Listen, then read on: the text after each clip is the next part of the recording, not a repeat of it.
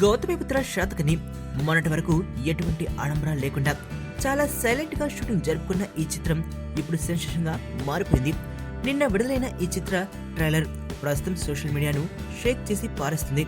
బాలయ్య రాసం, అద్భుతమైన dialogues, powerful actions తో కలబోసిన ఈ ట్రైలర్ ఇప్పటి వరకు 20 లక్షలకు పైగా వ్యూస్ ను సంపాదించుకోవడం గమనార్హం.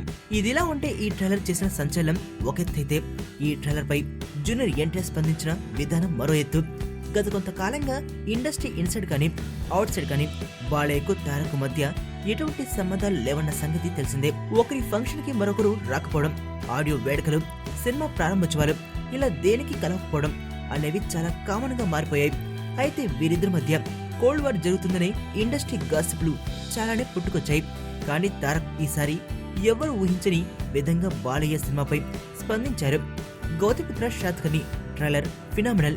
బాబాయ్ తన బెస్ట్ పెర్ఫార్మెన్స్ ఇచ్చాడు. బాలయ్యను ఇంతకు ముందెన్నడూ లేని విధంగా చూపించినందుకు క్రిష్ కు కుడోస్ అంటూ తారక్ సరికొత్తగా బాలయ్యపై తన అభిమానాన్ని చాటుకున్నాడు. ఈ మాటల బట్టి చూస్తుంటే బాబాయ్ అంటే అబ్బాయికి ఎంత ప్రేమ ఉందో తెలిసిపోతుంది. అయితే మరి ఇంతకాలం వీరిద్దరి మధ్య ఏవేవో గొడవలు ఉన్నాయన్న మాటలు ఇంతటితో ఆగుతాయో లేదో చూడాలి.